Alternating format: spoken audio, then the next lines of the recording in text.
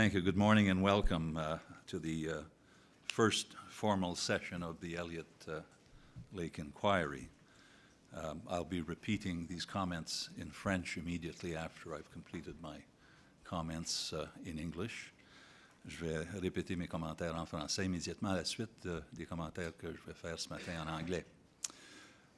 As many of you know, I'm a retired judge of the Ontario Court of Justice, and I've been appointed commissioner of this independent inquiry. And I thank you all for coming this morning. And it's a real pleasure to be back in Elliot Lake. The sun was shining yesterday when we came in, and we got a glorious fall welcome in your beautiful city. And as you may recall, my team and I were here in August to meet informally with the residents of Elliot Lake to hear directly from them about the impact that the events of June 23rd and the following days had on them. We met publicly with these folks and privately, and our meetings involved approximately 40 individuals. I can tell you that we left with a clear understanding of how emotional the issues that we are investigating are to this community, and we left with a clear understanding of the devastating impact of the collapse of the Algo Centre Mall has had on the people of Elliot Lake and the surrounding community. And as we continue our work, we will most certainly keep these sentiments in mind and as we remember the two citizens who perished in this tragedy.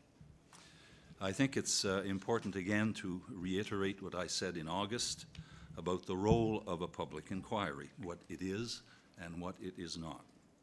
Public inquiry investigates and reports on matters of substantial public interest to a community. Public inquiry is not a trial.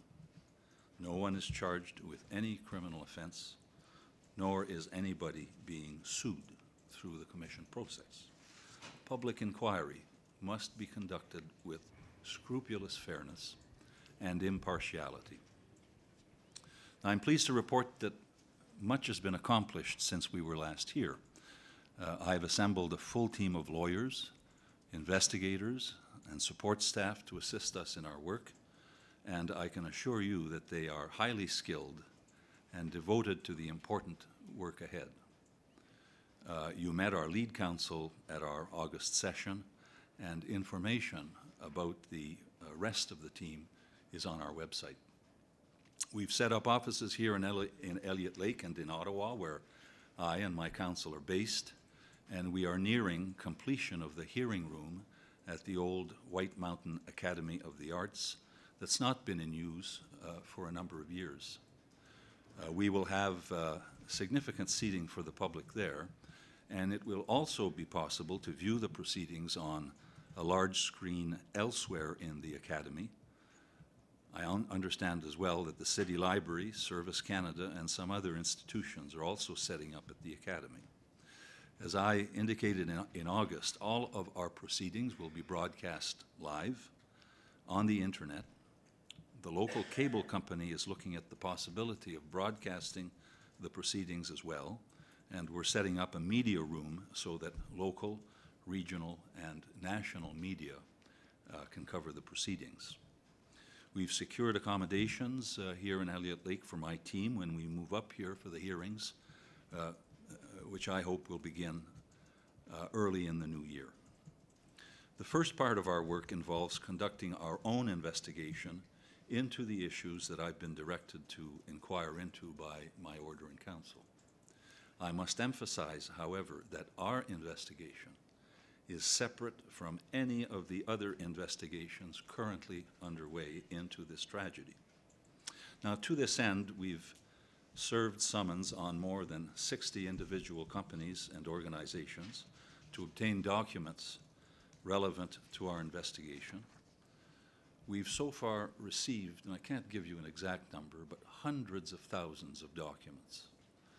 And my team is diligently reviewing and sifting through them. It's truly an impressive and daunting amount of documentary material. My investigators who were here as late as yesterday, have already interviewed approximately 50 people, and we expect to interview many more in the coming days.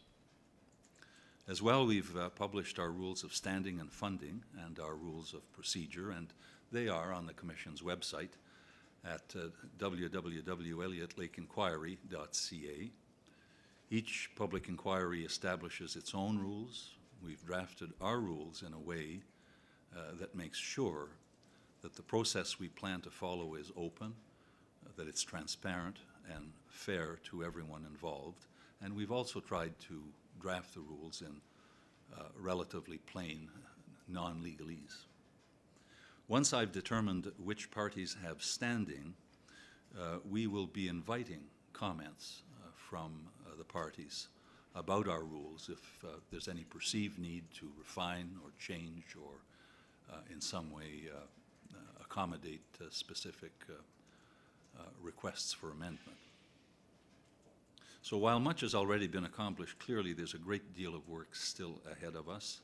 And of course, I'm mindful of the July 20th order in Council establishing the Commission, which directs me to report at the latest within 18 months from the month of July. And I take this opportunity to say that I wish to assure you and all of the people of Ontario that my staff and I are keenly aware that we are spending taxpayers' money, and we will ensure that we will conduct these hearings and all of our work in a manner that is fair to all involved and respectful of the current economic climate. But we've been appointed by the Government of Ontario to get answers to this tragedy, and we will get those answers. The answers are, of course, important for the people of this community, but they are also important for all of the people of Ontario to ensure that a tragedy like this does not occur again. Just one final point.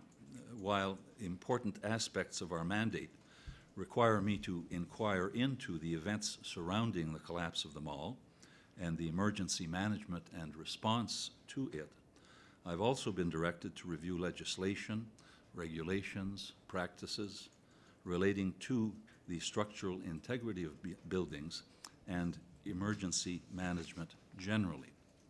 Now, I've yet to devise the exact mechanisms through which we will deal with this aspect of the mandate.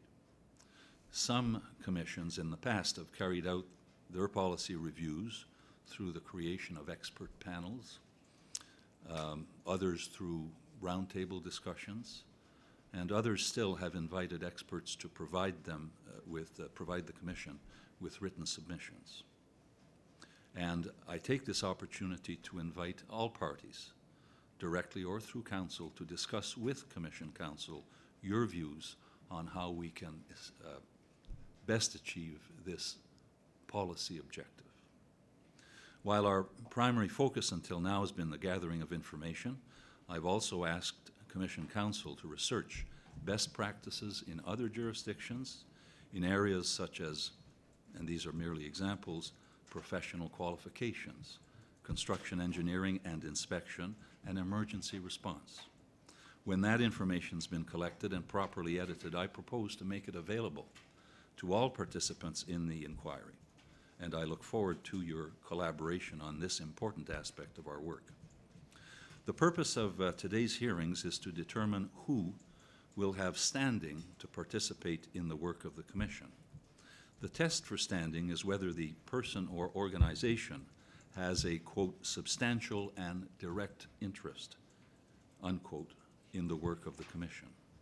Those persons or organizations granted standing can take an active part in the proceedings of the inquiry.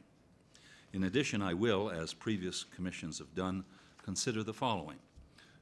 First, the nature of the party's interest and proposed involvement in the inquiry. Second, whether the party has an established record of concern for and a demonstrated commitment to the interest it seeks to represent. Third, whether the party has special experience or expertise with respect to the Commission's mandate. And finally, whether the party can reasonably be included in a group with other of similar interests.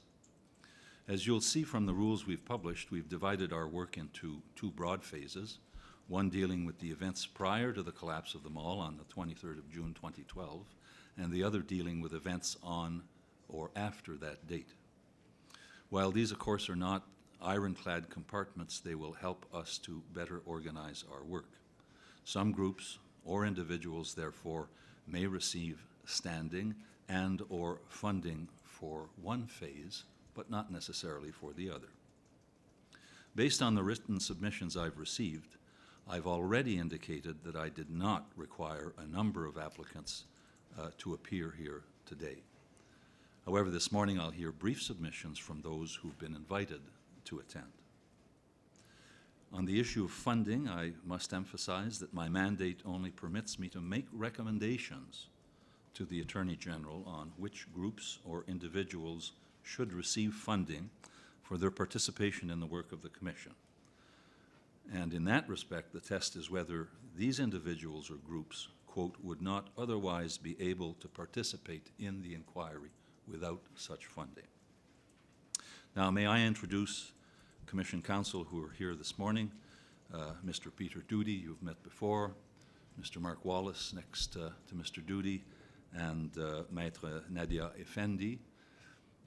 And as well, I simply wish to point out that there are other members of the Commission present here this morning. Of course, our media consultant, Mr. Peter Rehak, has been here on quite a number of occasions organizing a great many things, particularly involving the media. Madame Suzanne Labbé, who's the Executive Director of the Commission, and who's really the boss, and who runs everything and runs everything extremely well. But she's been here before as well. One individual who's not been here before is Mr. Steve Bintman, who's here for the first time. He is a special advisor to the Commission. He's a journalist by profession. He is seconded from the Wrongful Convictions Canada Subdirectorate. He's a professor at the University of Ottawa. He is a lay bencher of the Law Society of Upper Canada, degrees in the postgraduate degrees in the area of public law.